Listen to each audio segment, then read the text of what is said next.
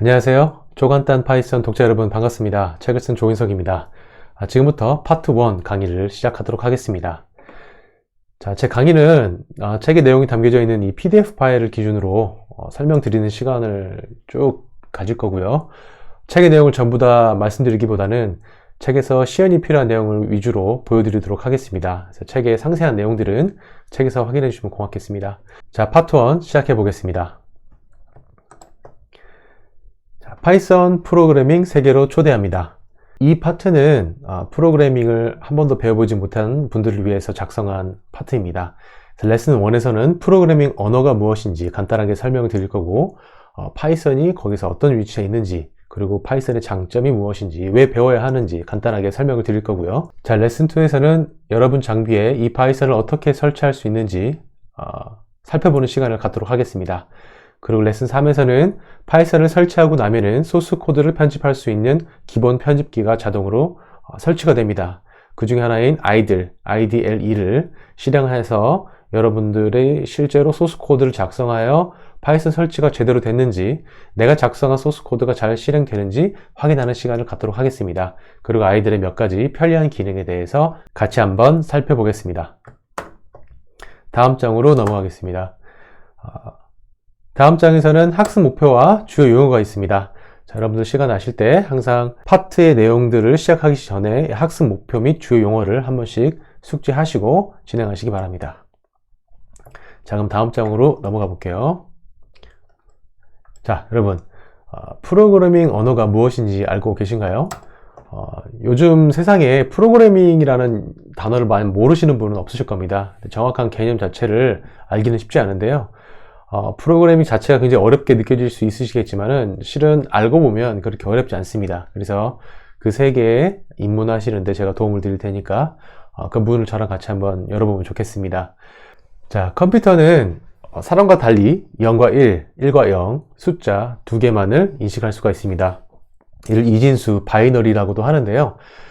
사람이 컴퓨터한테 어떤 명령을 내릴 때 이 0과 1 가지고 내리기 굉장히 어려웠기 때문에 만든 게 바로 프로그래밍 언어입니다. 프로그래밍 언어 실행 환경에 탑재되어 있는 인터프리터, 즉 번역기를 통해서 소스 코드를, 사람이 읽을 수 있는 소스 코드를 컴퓨터가 이해할 수 있는 기계어로 변환하는 작업을 해줍니다.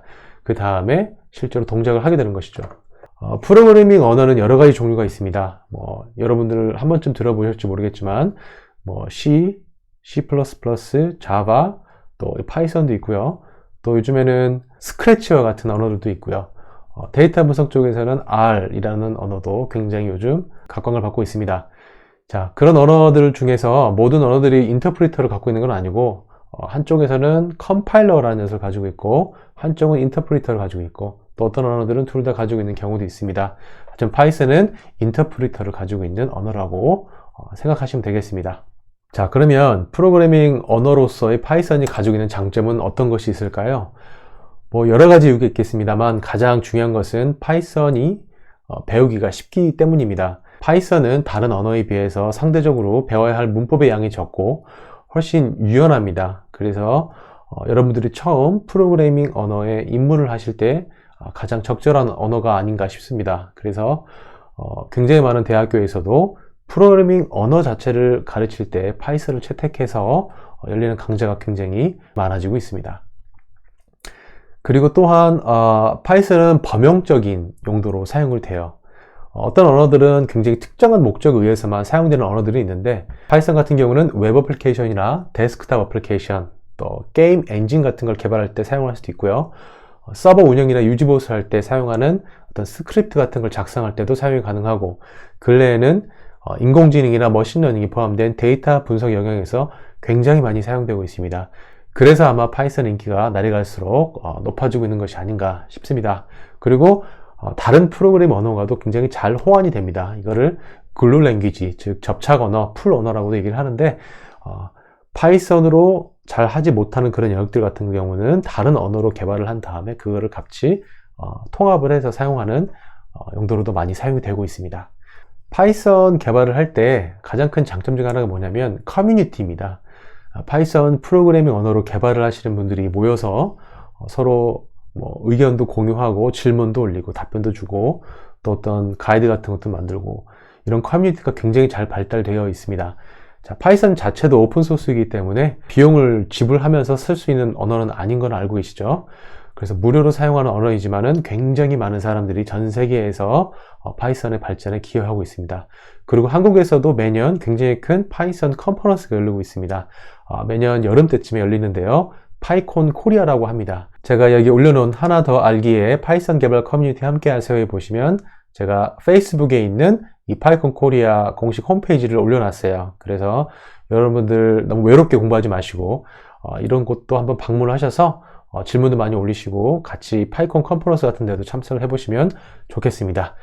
이전에서는 여러분 장비에 파이썬을 설치할 수 있는 방법을 함께 알아보도록 하겠습니다. 자, 이 상단에 보시면 파이썬을 다운로드 받을 수 있는 링크가 보이는데요. 이 링크에 접속을 하기 위해서 어떤 웹브라우저를 사용하셔도 상관이 없습니다. 저 같은 경우는 크롬 웹브라우저를 사용할 겁니다. 자, 크롬 웹브라우저에서 지금 보여드리는 이 주소를 그대로 타이핑을 하셔도 좋고요. 자, 검색창에다가 파이썬 다운로드라고만 치셔도 공식적으로 파이썬을 다운로드 받을 수 있는 링크를 확인하실 수가 있습니다. 그러면 이 링크를 클릭해 볼게요. 자, 그러면 파이썬의 다운로드 홈페이지가 보이면서 좌측에 다운로드 파이썬 3.8.2라는 버튼이 보이실 겁니다. 자, 제가 책을 집필할 당시에는 버전이 3.7.4였습니다. 하지만 지금 업그레이드가 돼서 3.8.2가 되었죠. 지난 영상에서도 말씀드렸지만은 이 맨 앞에 있는 숫자인 3이 메이저 버전이고 메이저 버전이 3인 어떤 파이썬 버전이더라도 제 책의 실습 과제들을 실행하는 데는 전혀 문제가 없습니다. 그래서 이 버튼을 눌러서 그대로 다운로드 받으셔도 상관없습니다. 하지만 제가 책을 집필할 당시에 사용했던 3.7.4 버전으로 설치를 하고 싶다면 다음 장으로 한번 넘어가 볼게요. 그러면 여기 또 다른 링크가 하나 있습니다. 자, 이 링크를 참고를 하셔서 웹브라우저에다가 입력을 하시면 되겠습니다. 자, 그러면 파이썬 3.7.4를 다운로드 받을 수 있는 페이지가 나타나는데요. 좀 아래쪽으로 내려가 보시면 파일들이 이렇게 있는 걸 확인하실 수가 있죠. 자, 이 책은 윈도우 10 기준으로 작성이 되어 있습니다. 그래서 제가 여기서 언급했듯이 윈도우 X86 64에 64비트를 위한 executable 인스톨러를 설치를 할 겁니다. 그게 지금 여기 보이네요. 그렇죠? 클릭하도록 하겠습니다. 자, 저 같은 경우에 파일은 바탕화면을 일단 저장을 하겠습니다. 그러면 파일이 다운로드가 되겠죠? 파이썬 3.7.4의 사이즈는 25.4메가 정도 되네요. 저 같은 경우에 2분 정도 소요가 될 것 같아요. 여러분들의 네트워크 상황에 따라서 다운로드 받을 수 있는 시간은 좀 달라질 수 있습니다. 참고하시고요. 다운로드 될 때까지 잠깐 기다려 보겠습니다. 책을 다음 장으로 넘겨 볼까요? 파이썬 설치하는 과정이 지금 보이시죠? 자, 저랑 같이 한번 해볼게요. 자, 다운로드 된 파일을 열어보겠습니다. 여러분들 운영체제 설정에 따라서 이 설치 창이 바로 뜰 수도 있고 아니면 경고창 같은 게 뜰 수도 있어요. 이 프로그램이 실행되는 것을 허락하시겠습니까? 내지는 여러분들 장치를 바꾸는 걸 허용하시겠습니까? 이런 메시지가 뜨시면 걱정하지 마시고 Yes 누르시면 됩니다. 자, 이 창이 뜨면 가장 먼저 하셔야 될 일은 이 add python 3.7 to pass를 체크를 하는 겁니다. 이 체크를 하고 나시면 나중에 터미널 같은 데서 실행하실 때 더 쉽게 파이썬을 실행할 수 있으니까 체크를 하고 넘어가도록 하겠습니다. 그 다음에 설치할 수 있는 방법이 두 가지가 있는데요. 위의 방식으로 설치를 하시면 파일이 지금 이 경로에 설치가 됩니다. 그런데 제 책에는 이 파이썬 설치 경로에 어떤 파일들을 넣거나 이런 과정들이 있기 때문에 파이썬 설치 경로를 좀 단순화하기 위해서 Customize Installation을 클릭하도록 하겠습니다. 자, 입력을 하시면 여러가지 디폴트 설정들이 보이면서 옵셔널한 기능들이 선택이 되어져 있는데요. 각자 설명드릴 필요는 현재 없을 것 같아요. 그래서 크게 신경 쓰지 마시고 Next 버튼을 클릭하겠습니다. 그 다음 고급 옵션들도 있는데 이 설정도 일단 기본 설정으로 남겨놓고 넘어갈게요. 가장 중요한 거는 여러분들의 설치 위치를 지정하는 거겠죠. 그래서 브라우저를 누르셔서 원하는 위치에다가 설치를 하시면 됩니다. 자, 저 같은 경우는 제 PC에 D 드라이브에다가 설치를 할 거고요. 여기 새 폴더를 만들겠습니다. 폴더 이름은 Python 3.7.4니까 37까지만 쓸게요. 그러고 나서 확인 버튼을 누르겠습니다. 그러면 D드라이버의 파이썬 37에 설치를 하는 걸로 지금 표기가 되죠. 그리고 인스톨 버튼을 누르겠습니다. 자, 그러면 이런 상태 진행바가 나타나면서 파이썬이 설치되는 것을 확인하실 수가 있고요. 여러분들 장비 사양에 따라서 설치 시간은 좀 다를 수가 있어요. 그래서 좀 기다려 보시면 설치가 끝나는 대로 오른쪽 하단 버튼이 변경되는 것을 확인하실 수가 있습니다. 자, 그럼 좀 기다려 보겠습니다. 자, 설치가 잘 마무리되었습니다. 여기 successful이라는 메시지도 보이시죠? 이 close 버튼을 누르시면 설치가 마무리가 된 것입니다. 자, 그러면 설치가 잘 됐는지 확인하기 위해서 조금 전에 저희가 설정했던 그 폴더를 한번 찾아가 볼게요. 자, 윈도우 키를 누르시거나 좌측 하단에 시작 버튼을 누르시면 여기 파일 익스플로러를 누르면 되겠죠. 내지는 윈도우 키의 알파벳 E를 누르시면은 단축키로 파일 탐색기를 여실 수가 있습니다. 여기에 D 드라이브에 파이썬 37 여기 있죠. 클릭을 해보면 네, 여러가지 파일들이 지금 보이고 있고요. 자, 그러면 이번에는 소스 코드를 한번 작성을 한번 해볼게요. 우리가 사용할 소스 코드 편집기는 IDLE, 즉 아이들이라고 부릅니다. 자, 윈도우 시작 버튼을 한번 눌러볼게요. 그 다음에 검색창에다가 IDLE 라고 치시면 실행을 하실 수가 있습니다. 자, 보시면 지금 깜빡깜빡 커서가 보이는 게 보이시죠? 이게 바로 파이썬 소스 코드를 입력할 수 있는 파이썬 쉘이라는 녀석입니다. 여기다가 소스 코드를 하나 작성을 해볼게요. 자, 책에 보시면 소스 코드가 여기 있죠. 자, 이 소스 코드를 그대로 작성을 해보도록 하겠습니다. 자, 깜빡거리는 커서 옆에다가 프린트 소괄호를 열고요. 작은 따옴표 열고 헬로 작은 따옴표 닫고 소괄호를 닫겠습니다. 그리고 엔터를 치면 자, 글자가 헬로가 출력되는 것을 확인하실 수가 있습니다. 자, 보시면 이 프린트라는 녀석은 파이썬에서 제공하는 기본 표준 출력 함수라고 보시면 돼요. 어떤 텍스트를 이렇게 출력할 때 사용하는 함수이고요. 자, 함수의 개념은 2장에서 제가 설명을 드릴게요. 감싸고 있는 걸 보실 수가 있죠. 이 값을 이렇게 소괄호 안에 집어넣으면은 이 문자열이 여기에 바로 출력되는 것을 확인하실 수가 있습니다. 자, 지금 색깔로 구분이 잘 돼 있죠. 지금 이거는 파이썬의 기본 함수고 이 까만 거는 문법 때문에 들어간 내용이라는 뜻이고 이 초록색은 문자열이다. 여러분들이 작성하는 어떤 값이다라는 걸 표기하고 있는 거고요. 파란색이 소스 코드에 의해서 실행된 결과라고 보시면 되겠습니다. 자, 어떻습니까? 파이썬 소스 코드 실행하는 게 어렵지 않죠? 이 아이들을 통해서 굉장히 쉽게 출력을 해봤어요.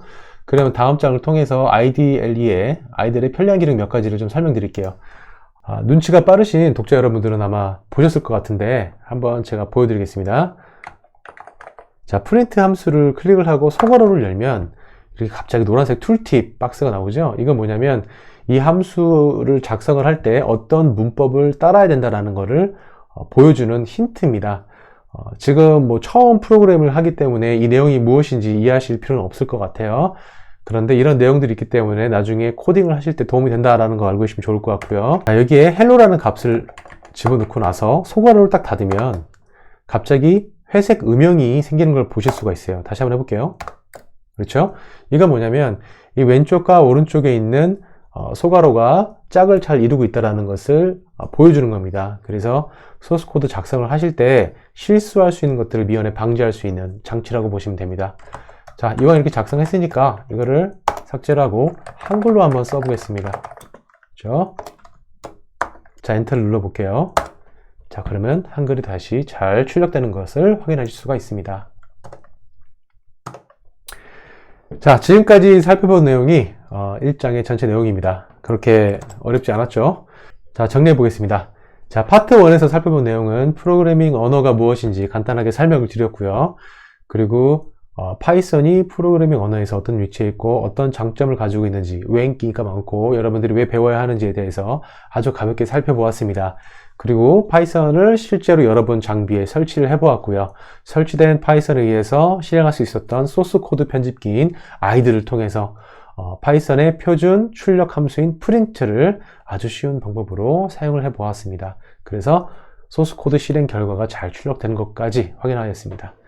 자, 좋습니다. 파트 1의 내용은 여기까지입니다.